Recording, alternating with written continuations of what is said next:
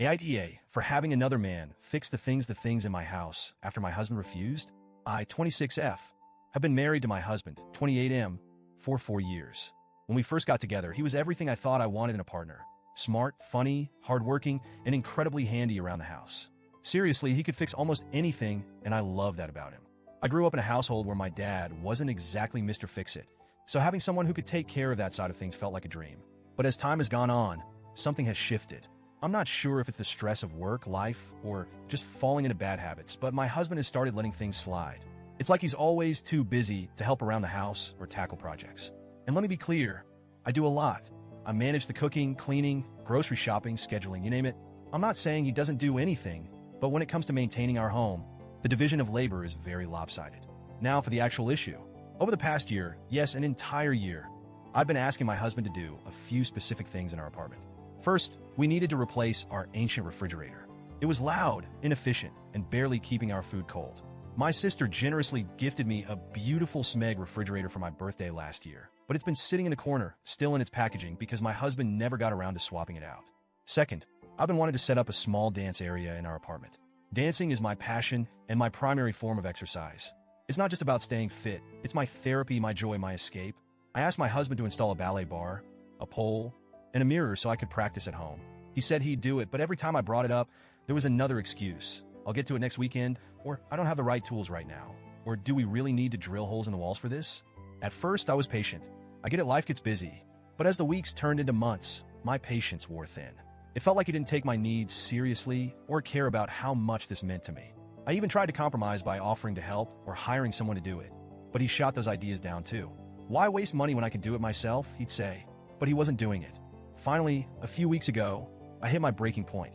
I decided to take matters into my own hands. Our apartment complex has a maintenance team, so I figured I'd start there. I knew they technically only handle repairs, but I thought maybe they could help with the fridge. I approached one of the maintenance workers, let's call him Mike, and explained the situation. I told him about the Smeg fridge and asked if there was any way he could install it for me. He smiled and said, "That's not really in my job description, but I'll see what I can do." Honestly, I nearly cried from relief.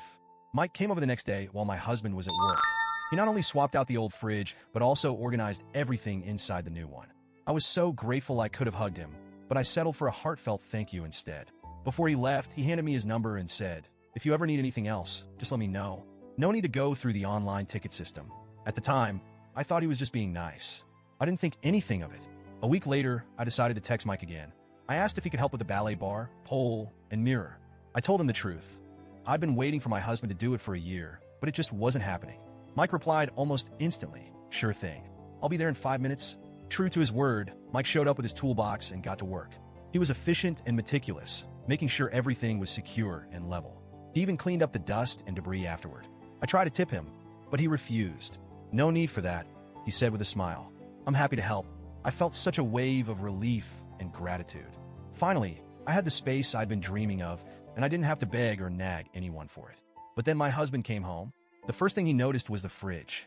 "When did this happen?" he asked, his tone sharp. I explained that Mike from maintenance had replaced it for me.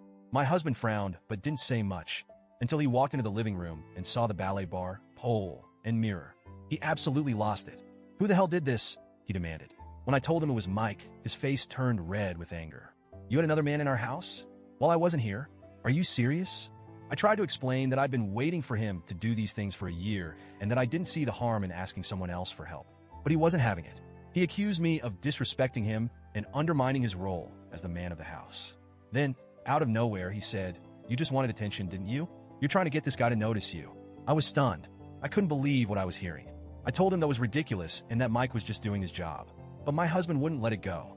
He kept accusing me of being inappropriate, saying it wasn't okay to have another man in the house while he wasn't there.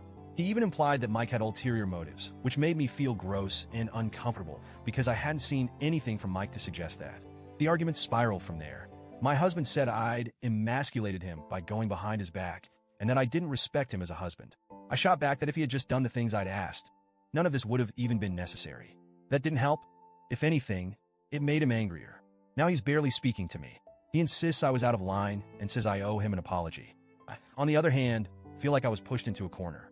I waited an entire year, tried to be patient, and only took action when I felt like I had no other choice. From my perspective, I don't see how getting help from maintenance makes me a bad wife. But maybe I'm missing something?